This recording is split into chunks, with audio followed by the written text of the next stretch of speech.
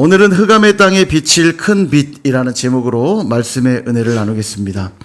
우리가 지금 이사야서를 묵상하고 있습니다. 이사야 선자를 통해서 심판의 메시지와 또 구원과 회복의 메시지를 동시에 주고 계시죠. 특별히 세 명의 사람의 이름을 통해서 심판과 구원의 메시지를 주셨는데, 첫 번째 이름은 스알야숲, 이사야의 아들 이름입니다. 스알야숲. 뜻이 뭐냐면 남은 자는 돌아오리라, 남은 자가 돌아오리라, 그런 뜻이에요. 그러니까 믿음으로 끝까지 하나님을 붙들고 산다면 모두가 심판받아 멸망할 그때에도 그들은 살아남아 거룩한 씨앗 되어 회복하게 될 것이다, 그런 메시지예요. 그 다음에 임마누엘이란 이름을 또 이야기하시죠. 하나님이 우리와 함께 계시다, 그런 뜻이에요. 그러니까 하나님이 함께 하시는 그 은혜를 누리는 자들은 모두가 심판당해 멸망할 때에도 그들은 구원을 얻으리라, 그런 뜻이고요. 그 다음 마헬 살랄 하스바스, 이 또한 이사야가 낳은 아들의 이름인데, 그 뜻은 뭐냐면 적이 속히 노략되리라. 그러니까 하나님을 믿지 않는 대적들, 하나님을 대적하는 자들은 속히 멸망당하게 될 것이고, 그 적들을 의지하는 자들도 심판을 받겠지만 하나님을 의지하는 자들은 구원을 받으리라, 그런 메시지를 이제 주고 계시는 거죠. 결국 심판과 구원을 가르는 기준은 무엇입니까? 하나님의 말씀이에요. 지금 하나님 말씀은 딱 하나만 주어졌죠. 스알야숲, 임마누엘, 마헬살랄 하스바스. 그러나 그 하나의 심판에 주어진 그 말씀이 믿는 자는 구원으로, 믿지 않는 자는 심판으로. 그러니 심판과 구원의 기준은 무엇입니까? 하나님 말씀이죠. 이해되시죠? 지금 그냥 멀뚱멀뚱 저만 보고 계시면 안 돼. 이해되시죠? 중요합니다, 이게. 말씀이 기준이에요. 그런데 우리가 읽은 본문 바로 앞에 이런 말씀을 하십니다. 이사야서 8장 16절. 너는 증거의 말씀을 싸매며 율법을 내 제자들 가운데서 봉함하라. 아멘. 자, 증거의 말씀을 싸매고 봉함하면 말씀을 볼 수 있습니까? 볼 수 없죠. 그러니까 이런 거예요. 말씀을 싸매고 봉함하여 그들로 하여금 보지 못하게 하라. 왜냐하면 그들은 말씀을 사모하지도 않고 말씀을 들으려 하지도 않으니 그 말씀을 싸매고 봉함하라는 거예요. 자, 말씀을 싸맸으니까 이들에게 남는 건 뭐만 남습니까? 요건 아까 제가 설명했던 하나님 말씀이 무엇의 기준이랬어요? 구원과 심판의 기준이죠. 근데 이 말씀을 덮어버리면, 말씀이 보이지도 않고 들리지도 않으면 뭐만 남는 거예요? 심판만 남죠. 그러니까 이제 심판은 너희들에게 불보듯 뻔한 일이 될 것이다, 그런 얘기예요. 여러분, 너무 중요한데 이 아모스서 8장 11절부터 13절에 보면 주 여호와의 말씀이니라. 보라, 날이 이를지라 내가 기근을 땅에 보내리니 양식이 없어 주림이 아니며 물이 없어 가람이 아니요 여호와의 말씀을 듣지 못한 기갈이라. 사람이 이 바다에서 저 바다까지 북쪽에서 동쪽까지 비틀거리며 여호와의 말씀을 구하려고 돌아다녀도 얻지 못하리니 그날에 아름다운 처녀와 젊은 남자가 다 갈아여 쓰러지리라. 아멘. 아무리 아름다운 처녀라 해도, 아무리 힘 있는 젊은 남자라 해도 하나님 말씀이 없다면 다 갈아여 쓰러질 거라는 거예요. 양식과 물이 나를 살리게 하는 것 같지만 우리를 살게 하는 것은 양식이나 물에 있는 것이 아니고 하나님의 말씀에 있으니, 이 말씀이 우리에게 없다면 그는 갈아여 쓰러질 수밖에 없다, 그 얘기 하시는 겁니다. 그런데 지금 말씀을 어떻게 해요? 싸매고 봉함하라고 하고 계시니 처참한 심판이 예고되어 있는 겁니다. 그래서 여러분, 오늘도 내가 하나님 말씀을 듣고 깨닫고 말씀을 붙들고 살아갈 수 있다는 건 굉장히 큰 축복이에요. 오늘 여러분이 이렇게 주일날 예배의 자리에 나와서 하나님 말씀을 들을 수 있다는 것이 축복임을 믿으시기를 바랍니다. 마지못해 끌려 나와 안 나올 수 없어 나와서 아유 지루하게 또 오늘 또 설교를 들어야 된다면서 억지로 시간을 때우고 있는 그런 사람들이 되어서는 안 돼요. 말씀이야말로 나를 살리는 능력이고 하나님의 축복의 은혜인 줄로 믿습니다. 그렇게 말씀을 사모하면서 말씀에 귀 기울이시는 저와 여러분 되시기를 주님의 이름으로 축원합니다. 오늘 본문은 너무너무 유명한 메시아 예언의 말씀이에요. 이사야 9장 1절로 시작할 때 우리 성경에는 생략되어 있는데 1절 앞에 들어있는 말씀이 하나 있습니다. 바로 그러나라는 단어예요. 그러니까 앞의 내용에 이어서 제가 설명을 드리면 이런 내용이 되는 겁니다. 너희들은 심판을 받아 마땅하다. 말씀을 사모하지도 않고 말씀을 멸시하고 외면하고 밀어내고 있으니 너희들은 심판을 받아 마땅하다.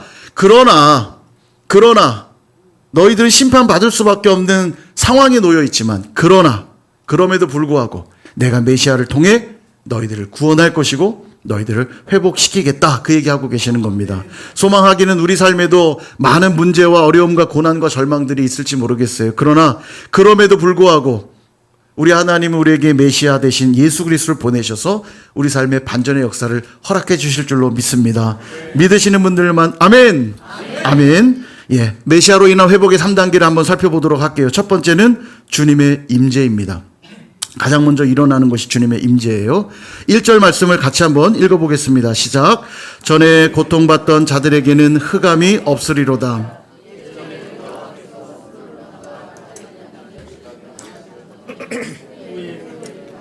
유단 저쪽 이방의 갈릴리를 영화롭게 하셨느니라. 아멘.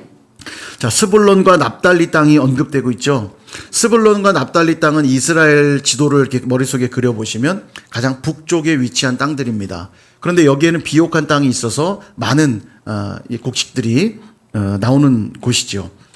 그러다 보니까 적들이 쳐들어오면 가장 먼저 공략하는 곳이 바로 이곳이기도 합니다. 적들의 공격 대상인 거죠. 그래서 기드온 사사 시절에도 미디안이 동방의 연합 대군 12만 5천 명의 대군을 이끌고 쳐들어올 때 바로 이 이스라엘 평야에 자리를 잡고 이스라엘을 괴롭히기도 했어요. 사울 왕 때도 그랬습니다. 블레셋에게 늘 어려움을 당했는데 블레셋이 역시 이 평야지대로 들어와서 이스라엘을 늘 괴롭혔고 여기서 벌어진 전쟁을 막으려고 사울이 나가서 싸우다가 이 길보아 전투에서 전사하기도 합니다.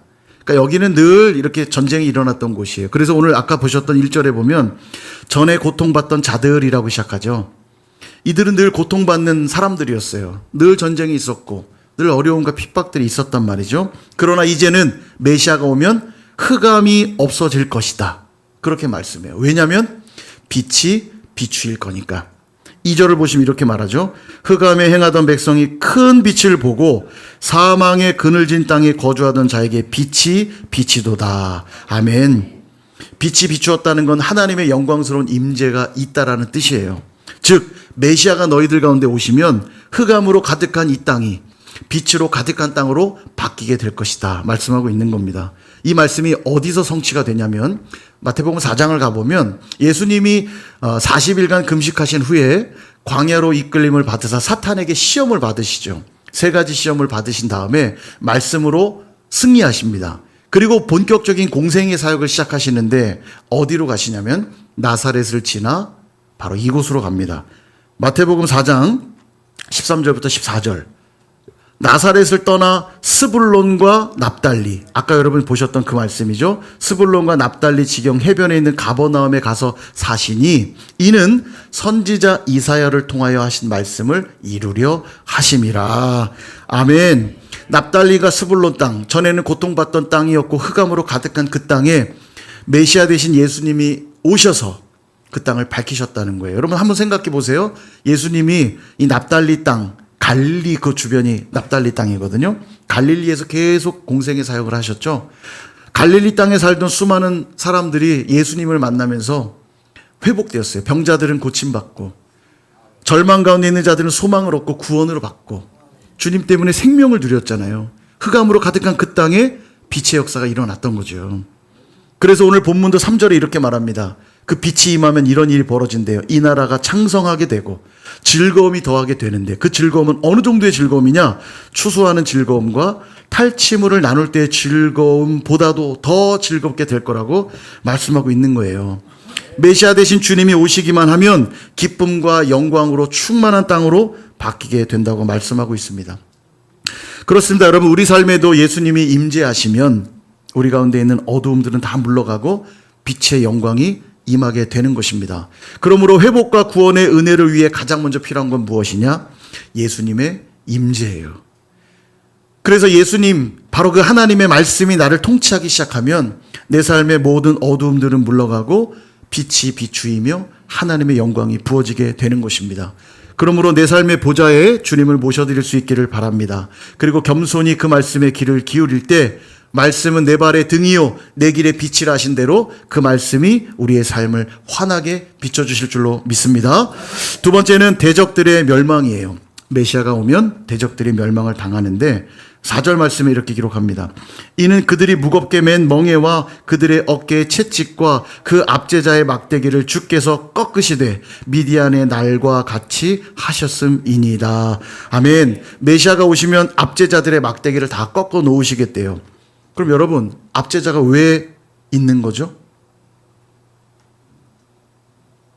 그것은 너희가 말씀을 외면하고 멸시하고 하나님을 버렸기 때문에 하나님을 떠나보낸 그 빈자리에 압제자들이 와서 고통을 주고 있는 거예요.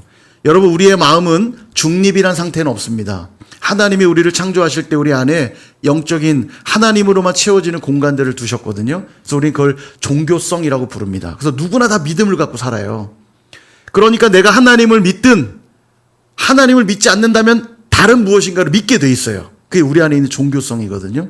누군가는 내 주먹을 믿고, 누군가는 내 돈을 믿고, 명예를 믿고, 권력을 믿고, 사람을 믿고, 하나님이 아니라면 누군가는 반드시 믿게 돼 있어요.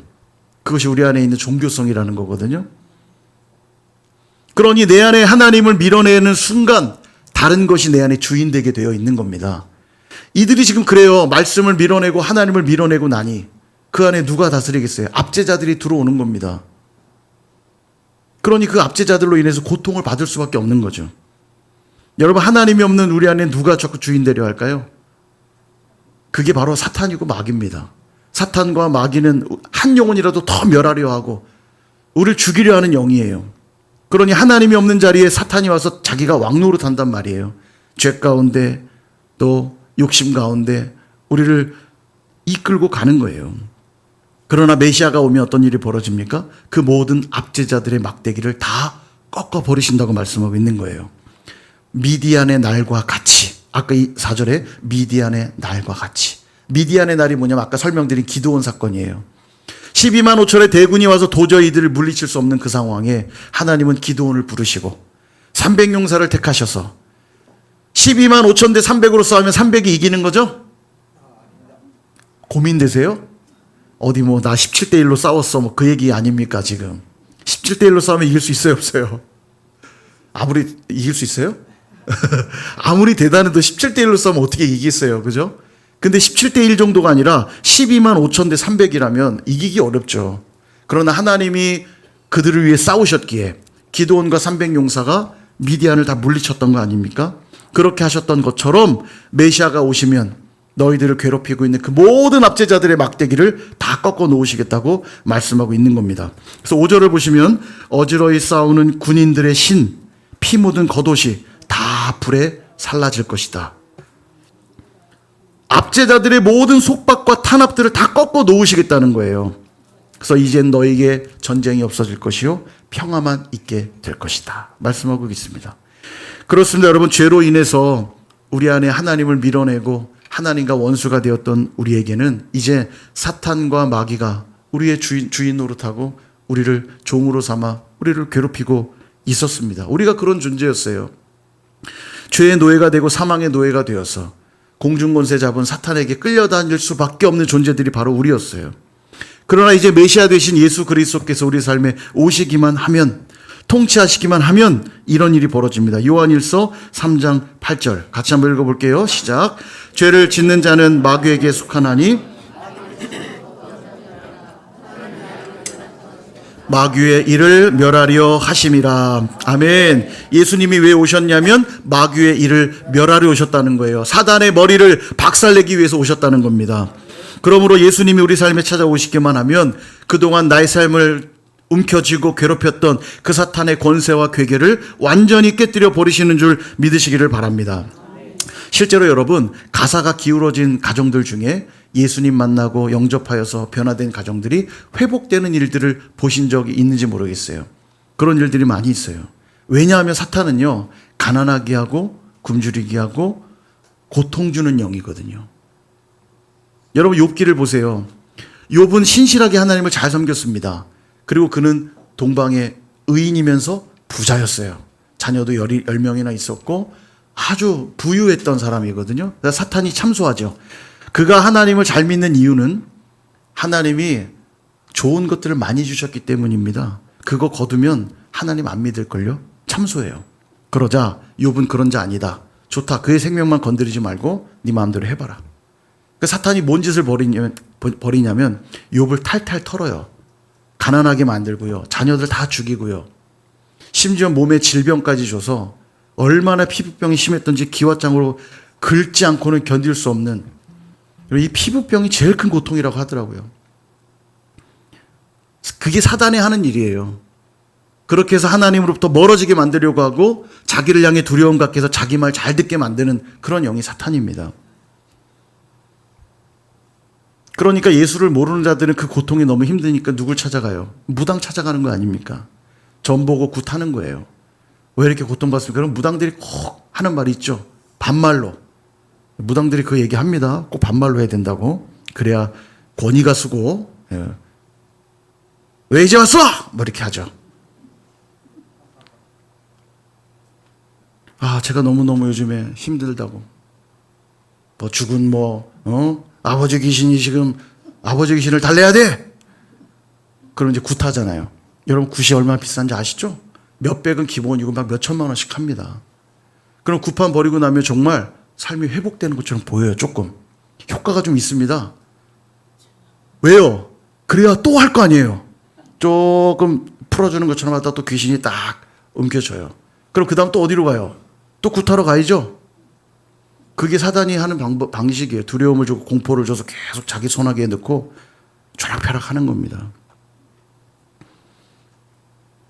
그래서 여러분 가나안 후진국 나라 가보면 복음이 전파되는 곳마다 일어나는 변화가 대부분 뭐냐면 가난이 떠나고 질병이 고쳐지고 그 삶의 질이 좋아지고 경제가 풍요로워지고 문화가 발전해요.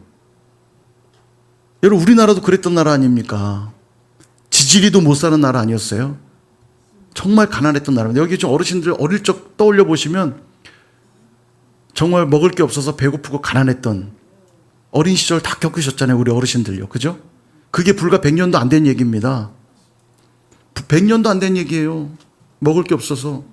아이를 낳으면 죽는 아이들이 부지기수. 그래서 아마 어르신들 다 나이 한두 살씩은 막 등록이 엉망이잖아요. 얘 죽을 수 있으니까 내버려 둬보자. 한 1년 지켜보다가 1년이 지난대로 살았으면 그때 등록하고 막 그러셨잖아요. 저도 다 들은 얘기입니다만 우리가 그렇게나 어렵고 가난했던 나라예요. 우리나라가 이렇게 부강해진 이유가 뭘까요? 확실히 믿기는 우리 복음이 들어왔기 때문이에요. 복음이 있으니까 우리 이렇게까지 복 받았는데 문제는 항상 뭐냐면 이렇게 되면 그 주신 은혜로 더 주님을 잘 섬겨야 되는데 타락해요. 꼭 타락해. 그러나 분명한 건 복음이 들어오면 사단이 떠나면 여러분 복을 누려요. 여러분 지금 저 북한 땅에 지금도 많은 사람들이 굶어 죽고 있습니다. 여러분들 음식물 쓰레기 버리고 계실 때 북한은 먹을 게 없어 굶어 죽고 있다고요. 그리 먼 땅이 아니에요. 이거 정말 몇 시간만 올라가면 바로 만나는 사람들이 지금도 먹을 게 없어 굶어 죽고 있어요. 그 북한 땅이 변화되기 위해서 뭐가 필요할까요? 미사일을 쏴서 그 김정은만 죽이면 해결될까요? 북한 땅에도 필요한 건 뭐냐면 복음이에요. 복음이요.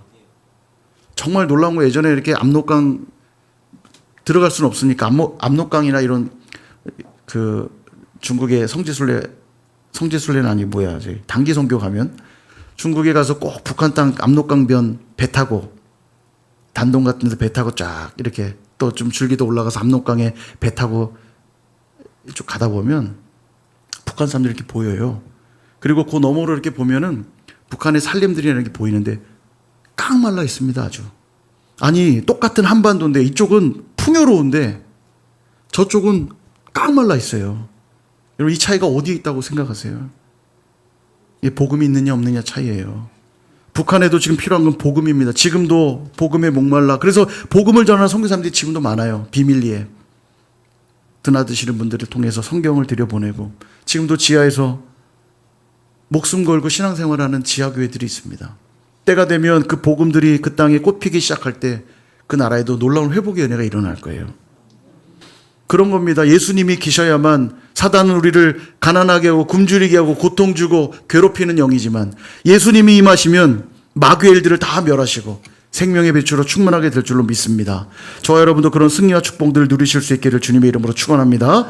마지막 세 번째는 온전한 통치입니다. 주님이 임재하시고 마귀의 일들을 다 멸하시면 그 다음 온전한 통치가 이루어져요. 6절 너무 중요한 말씀이니까 같이 한번 읽어보겠습니다. 시작. 이는 한 아기가 우리에게 낳고 한 아들을 우리에게 주신 바 되었는데 기묘자라 모사라 전능하신 하나님이라 영존하시는 아버지라 평강의 왕이라 할 것임이라. 아멘. 한 아기가 낳고 한 아들을 우리에게 주셨대요. 그가 바로 메시아죠. 기름 부음 받은 자. 자, 그런데 특징이 있습니다. 그의 어깨에는 정사를 메었대요. 정사는 뭐냐면 통치권 같은 거예요. 왕권을 메고 있다는 겁니다. 즉 기름 부음 받은 자 메시아는 무엇으로 오신 분이냐면 왕으로 오셨다는 거예요. 왕으로 오신 그분의 이름이 5가지로 설명됩니다. 한번 따라해 보시죠. 기모전영평. 예, 기모전영평. 기는 기묘자, 모사, 전능하신 하나님, 영존하시는 아버지, 평강의 왕. 다시 한번 기모전영평. 예, 이게 왕으로 오신 메시아의 이름이래요. 그 이름 하나씩 볼까요? 먼저 기묘자, 모사, 이거 같은 뜻이니까 묶어서 설명드릴게요. 기묘자라 모사라. 그 뜻은 뭐냐면 탁월한 지혜자란 뜻이에요. 그분이 오시면 무엇으로 다스리느냐? 지혜로 다스릴 것이라는 겁니다. 지혜로 통치했던 왕이 있죠. 바로 솔로몬입니다. 솔로몬이 지혜로 다스렸는데 여러분 지혜가 대단한 것입니다. 다들 힘을 쫓고 권력을 쫓고 돈을 쫓지만 이것보다도 더 강력한 게 지혜예요. 솔로몬이 지혜로 다스리니까 주변 나라들이 조공을 바치기 시작합니다. 심지어는 남쪽에 있는 스바 여왕이 그 지혜가 너무너무 듣고 싶어서 수많은 보화를 안고 올라와서 보화를 바치며 지혜의 말씀을 듣거든요. 그리고 너무 경이로우니까 하나님을 막 찬양합니다. 그래서 여러분 솔로몬 시대가 이스라엘 역사상 가장 큰 영토를 차지했었고요. 가장 큰 부를 누렸고요. 무엇보다도 하나님의 임재가 있는 성전을 솔로몬 시대에 짓게 돼요. 그래서 이름이 솔로몬 성전인 거예요. 물론 지금 다 회파됐지만 지혜로운 솔로몬도 이 정도로 탁월하게 통치했다면 영원하신 지혜자이신 메시아 예수 그리스도의 통치는 얼마나 놀랍겠습니까?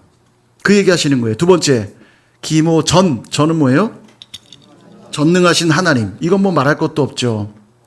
지혜자이신 그분은 또한 전능하신 하나님이시래요. 능력, 모든 능력을 가지신 분이래요. 못할 일이 없다는 겁니다. 대박이죠. 전능한 그분이 통치하면 대박이죠. 세 번째는 영은 뭡니까? 영존하시는 아버지. 예, 뭐 5분도 안 지났는데 지금 가물가물합니다. 기모전영평. 예, 우리 이 정도는 또 기억해 줘야죠. 우리 예수님의 이름. 영존하신 아버지. 아버지란 어떤 존재입니까? 자녀의 삶을 책임지는 존재가 아버지죠. 그렇게 책임지시겠다는 거예요. 내가 너희의 아버지가 되어서 내가 너희를 책임지겠다. 근데 여러분, 왕이신 그분이 나의 아버지라면 나의 신분은 뭡니까? 우리 아버지가 왕이시니까 나는 왕자고 공주고, 옆에 계신 분에게 남자는 왕자, 여자는 공주에서 당신은 하나님 나라의 왕자십니다. 당신 하나님 나라의 공주십니다. 얘기 좀 해주세요. 꼭 이러면 우리 선입견은 아유 아니에요. 나는 왕자 아니에요. 나는 왕자 아니에요. 나는 그럴 자격 없어요. 그러지 마시고, 예, 나는 하나님 나라의 왕자고 공주고 믿으십니까? 그럼 언제까지 그 신분이 보장될까요? 예, 우리 아버지가 영원히 존재하시는 아버지이시기 때문에 우리의 신분도 영원히 왕자고 영원히 공주라는 거예요. 영원히 보장된 이 신분 대박이죠? 마지막 네 번째, 평 뭡니까? 평강의 왕이시래요. 하나님의 정의와 공의로 통치하실 것이기 때문에 그 나라에 당연히 평강할 수밖에 없죠. 법과 질서가 지켜지고 공정과 상식이 있는 사회는 평화로울 수밖에 없어요. 오늘날 우리 사회가 시끄러운 이유가 뭡니까? 정의와 공의, 공정과 상식이 다 무너져 있기 때문입니다. 여전히 돈과 권력이 법을 앞서고 이것들을 다 무너뜨리는 사회가 되다 보니까 시끄러운 거 아니겠어요? 예전에 제가 중국에 있을 때 중국에 유명한 말이 있어요. 되는 것도 없고 안 되는 것도 없다. 진짜 신기한 게요. 이렇게 무슨 관공서 가서 중요한 신고 같은 거 하려고 가면은 내 앞에 똑같은 사람이 똑같은 문제로 왔는데 앞 사람이 통과됐는데 뒷 사람이 내가 똑같이 서류를 냈는데 나는 안 돼요. 어떤 날 보면. 앞 사람은 안 돼서 집에 가는데 나는 또 돼요. 중국이 희한합니다. 지금 더 좋아졌겠죠. 제가 벌써 중국에서 온 지 한 20년 됐더라고요. 그랬어요. 되는 것도 없고 안 되는 것도 없고. 이 사람이 어떻게 해주느냐에 달린 거예요. 그러면 평안합니까? 불안합니까? 불안할 수밖에 없어요. 이게 기준이 없으니까 이 사람 기분 따라 아이씨 기분이다. 그럼 해주는 거예요. 그런 사회는 불안할 수밖에 없어요. 그러나 우리의 메시아는 정의와 공의로 이 나라를 다스리실 것이기 때문에 그 나라에 무엇이 가득하냐면 평강이 가득하다는 거예요. 늘 마음 놓고 살 수 있는 곳, 늘 마음에 평안이 있는 곳, 대박이죠. 이처럼 메시아가 통치하시기만 하면 우리에게는 완전한 승리와 완전한 회복이 있다는 겁니다. 왜냐하면 우리 주님은 탁월한 지혜자요, 전능하신 하나님이요, 영존하시는 아버지시요, 평강의 왕이시기 때문이라는 거예요. 이게 느낌으로 팍 안 오시는 것 같아서 제가 쉽게 비유를 들어드리면 이런 겁니다. 이제 월드컵이 끝났는데 이번 월드컵 정말 재밌었습니다. 대박이었어요. 다양한 서사들이 있었고 재미있었거든요. 물론 대한민국은 별로 즐겁게 안 본 것 같아요. 일찌감치 떨어져 버려가지고. 근데 월드컵 시작 전에 상당히 기대감이 컸어요. 왜냐하면 이번에 대한민국 축구팀 역사상 가장 전력이 위대하다고 대단하다고 평가를 받았거든요. 그리고 추첨조도 되게 좋았어요. 그러니 이렇게 대단한 전력으로 이렇게 좋은 추첨이라면 우리는 많은 승리를 거둘 거란 기대감이 있었단 말이에요. 우리에게는 손흥민이 있고 우리 손흥민 보유국이라고 막 자랑하는 거 아닙니까? 프리미어리그 득점왕. 뭐 기도만 하시니까 잘 모르는 것 같은데 아무튼 대단한 거예요, 이게요. 프리미어 리그에서 득점왕을 했다는 건 세계 최고란 얘기입니다. 그런 선수가 우리 공격수로 있죠. 그다음 세계 리그에서 뛰고 있는 뭐 이강인, 김민재 이런 선수들이 우리에겐 있으니까 야, 이번엔 정말 대박이다. 기대감이 막 차올랐단 말이에요. 승리할 확률이 높으니까 막 기대를 했는데 거기서 뭐 떨어졌으니 조별리그에서 떨어졌으니 실망할 수밖에 없죠. 근데 여러분 오늘 이 말씀은 손흥민이 이번에 뛸 수 있대. 이강인이 뛸 수 있대. 김민재가 뛸 수 있대. 그것만 듣고도 와 기대감이 설레이는데 이건 그 수준이 아니에요. 오늘 말씀은 뛰어난 축구 선수가 합류하는 그 수준이 아니라 완벽한 메시아. 어떤 분이에요? 탁월한 지혜를 가지셔서 전능하신 분이시고 영존하신 아버지시오 평강의 왕이신 그 메시아가 우리의 삶에 오신다고 하니 이거는 승률이 높아지는 수준이 아니라 완벽한 승리가 보장되어 있다고 말씀하고 있는 거예요. 그러니 기대감이 높아지는 수준이 아니라 이건 뭐 기뻐 소리쳐도 부족할 판이에요. 그러니 이 감격이 있는 사람들을 찬양할 때 할렐루야 이렇게 찬양할 수 없어요. 할렐루야 손뼉 치고 기뻐 외치고 오늘도 주님이 내 삶에 오셨으니 내 삶에는 뭐가 약속되어 있어요? 승리가 약속되어 있고 회복이 약속되어 있고 축복이 약속되어 있는 거 아닙니까? 근데 더 놀라운 건 이 약속을 이분이 이루신대요. 7절 그 정사와 평강에 더함이 무궁하며 또 다윗의 왕자와 그의 나라에 군림하여 그 나라를 굳게 세우고 지금 이후로 영원히 정의와 공의로 그것을 보존하실 것이라. 이 말은 말이 어렵지만 앞에 한 것들 다 이루겠다는 얘기예요. 누가 이것을 할 것이냐? 만군의 여호와의 열심히 이를 이루시리라. 아멘. 이 말은 무슨 말이냐면 내가 앞에 한 이 약속 메시아를 보내서 그를 통하여 탁월한 지혜로 너희를 다스리고 전능하시며 영존하시며 평강하게 하실 그 일들 이 이루겠다고 내가 말한 이 모든 일들 내가 내 이름 걸고 약속할게. 내가 반드시 그렇게 되게 할 거라고 약속할게.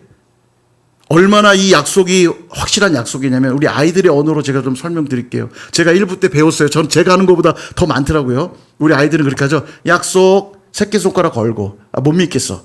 도장 찍고 못 믿겠어. 그 다음 제가 배웠는데 서명을 먼저 해야 된대요. 서명하고 그 다음에 이게 지워지면 안 되니까 복사한 다음에 서류를 남겨야 되니까 그렇죠. 권사님 많이 하시네요. 코팅까지 해야 됩니다. 우리 애들하고 맨날 그렇게 약속하세요? 손주들하고? 할머니가 맛있는 거 사줄게. 약속, 도장, 사인, 복사하고, 코팅하고, 그 다음에 여기 제가 하나 더 붙일 거예요. 침 테테테. 음식에 왜 침 뱉잖아요. 못 먹게 하려고. 테테테. 지금 그 얘기하고 계신 거예요. 이 정도로 내가 확실하게 이 일들을 이룰 것이다. 그리고 우리 마지막에 하죠. 이거 안 지키면 내 손에 장을 지진다. 왜 우리 어릴 때 맨날 그 장 지지는 걸 그렇게 좋아하는지. 장을 지지겠다. 그 얘기까지 하시는 거예요. 누구든지 이 약속을 믿기만 하면 회복의 은혜를 누릴 것이다. 이 약속 믿으실래요? 안 믿으실래요? 이 정도면 안 믿을 수 없잖아요. 그죠? 사랑하는 여러분, 오늘 메시아 예언의 말씀 그대로 2000년 전 베들레헴 한 마을에 마국간 구유에서 아기가 태어났습니다. 한 아기가 낳고 한 아들이 낳았다고 오늘 예언하고 있죠. 베들레헴의 한 아기가, 한 아들이 태어났어요. 근데 왜 마국간에서 태어났을까요? 우리 이현승 집사님 오셨으니까 다온이죠? 우리 다온이 너무 사랑스럽죠? 다온이에게 이미 뭐 출산하긴 했지만 다온이에게 좋은 추억을 만들어주기 위해서 산부인과 말고 어디 저기 마국간에서 한번 나면 어떠시겠어요? 너 마국간에서 태어났어. 추억이 될까요? 어떠세요? 원하세요? 네, 얼굴이 사색이 되고 있습니다. 제가요, 우리 수아를 중국에서 낳았습니다. 저희가. 왜 그랬냐면, 당시 이제 뭐 중국이 점점 강대국이 돼가고 있고, 또 북경이라고 하는 특수한 공간이니까 우리 수아 전 세계 정말 위대하게 쓰임받는 귀한 딸 되라고 우리 북경에서 납시다. 과감하게 북경에서 낳았어요. 고생 되게 했거든요. 그래서 수민이는 한국 와서 낳았어요. 맨날 수민이가 놀리죠. 누나 조선족이라고. 중국인이라고. 뭐 중국에서 태어난다고 중국인은 아닙니다. 자, 근데 아무튼 그렇다고 뭐 길거리에서 난 건 아니에요. 병원 가서 산부인과에서 나긴 났어요. 그런데도 다른 지역에서 나니까 되게 고생스럽더라고요. 되게 고생을 많이 했거든요. 근데 여러분, 마국간에서 난다는 게 이게 말이나 됩니까?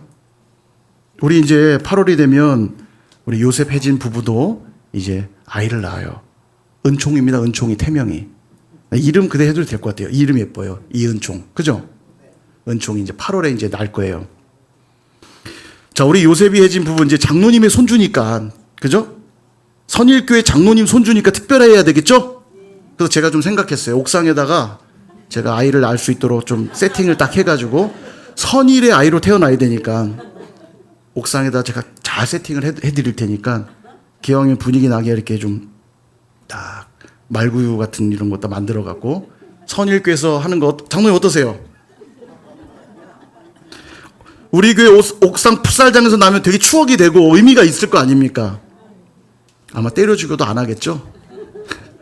왜냐하면 우리 아이가 제일 소중한 거잖아요. 내가 죽으면 죽었지, 내가 굶으면 굶었지, 내가 고생했으면 고생했지. 우리 아이에겐 절대 그렇게 못해. 그죠? 다 똑같은 마음 아닙니까? 그죠? 근데 왜 하나님이 그 하나님의 아들을 이 땅에 보내신데 왜 마국간에다 보내셨냐고요? 왜 그 마국간 냄새나고 쾌쾌하고 누추한 곳에 두었냐고요?